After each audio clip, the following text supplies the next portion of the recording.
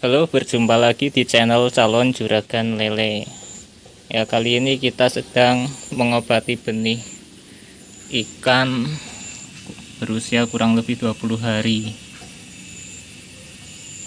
Jadi ini terkena penyakit, saya belum tahu namanya apa.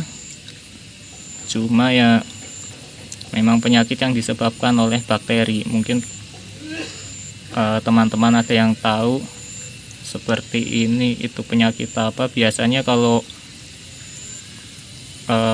umur-umur segini itu kalau nggak jamur, yang itu kita sebutnya ada juga bintik merah, atau yang di dekat sirip ini ada benjolan. Cuman kalau ini ya jamur bukan, tentu saja bukan jamur, terus bukan juga bintik merah karena dari cirinya tidak ada seperti itu, bukan juga yang ada benjolan di dekat sirip. Nah, jadi untuk benih berusia kurang dari 1 bulan, kurang dari 1 bulan setelah pemijahan, sangat rentan terkena penyakit. Itu dipengaruhi oleh faktor air, tentu saja. Jadi budidaya perairan itu ya kunci utamanya adalah merawat air, bukan ikannya yang dirawat tapi airnya. Sementara kemarin itu ada beberapa faktor yang mempengaruhi terjadinya sakit seperti ini ya.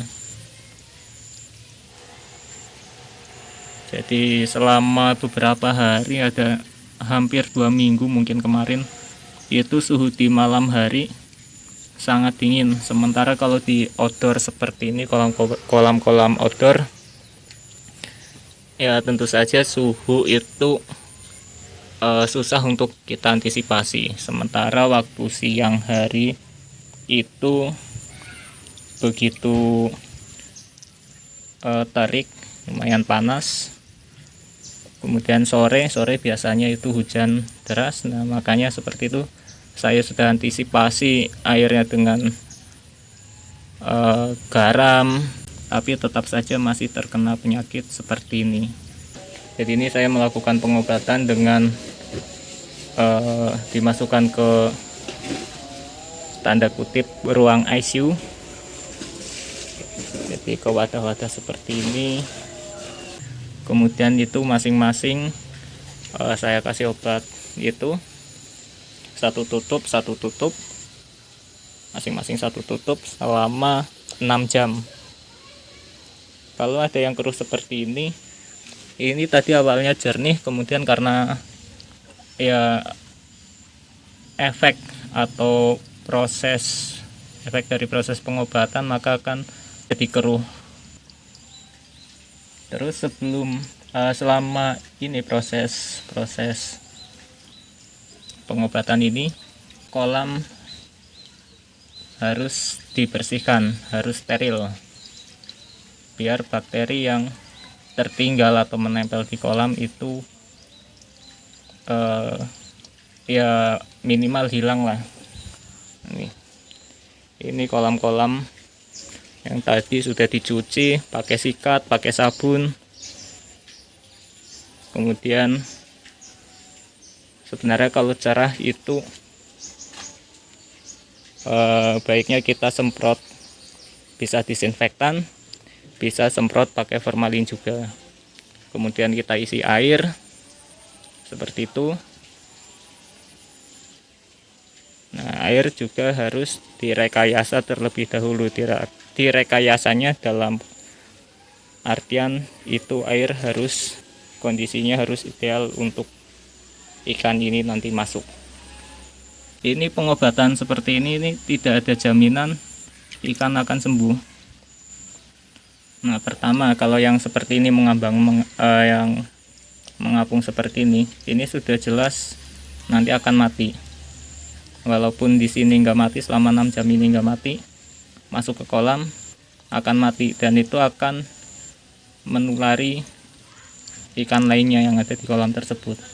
Makanya sebelum dimasukkan ke kolam yang mengambang-mengambang seperti ini, yang mengapung yang di atas seperti ini, yang mengumpul, itu harus dibuang. Nih. Kemudian juga sudah masuk ke kolam tapi kondisi airnya itu enggak ideal, atau ya terlalu dingin, atau pH-nya enggak cocok gitu, itu juga enggak ada jaminan untuk ikan ini nantinya sembuh. Makanya kita setelah masuk ke kolam itu kita benar-benar rawat airnya untuk kondisinya supaya cocok untuk si ikan ini, si lele ini.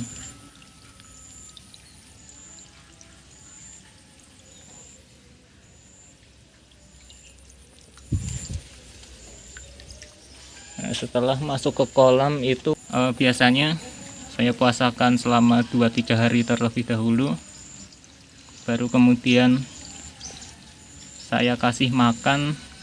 Itu juga peletnya masih saya campur dengan obat. Saya campur dengan obat dengan porsi yang ya asal makan lah, nggak sampai kenyang tapi asal makan, itu sampai kondisinya benar-benar stabil. Kondisi ikan benar-benar stabil, nggak ada lagi yang nanti mengambang di kolam, itu baru kita pacu lagi dengan pakan.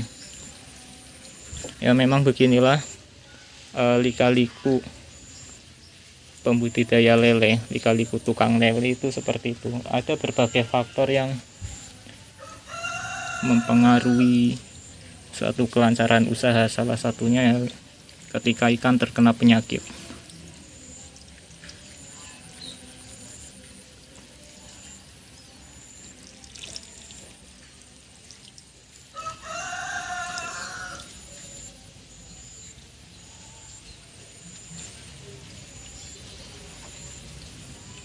Nah, ikan yang sudah terkena penyakit seperti ini, usahakan itu jangan sampai tercampur dengan ikan yang masih sehat di kolam lainnya. Ya kan, bisa saja ada yang terbawa dimakan oleh burung terus jatuh di kolam lainnya, bisa juga seperti itu. Dan kalau kita habis handling ikan yang sakit seperti ini, itu kita harus cuci tangan. Terus alat-alat itu semisal seser, ada pipa pembuangan air, itu jangan digunakan untuk kolam lain. Tangan jangan sampai masuk ke kolam lain yang ikannya masih sehat, karena bakteri itu melalui berbagai media itu sangat cepat menular.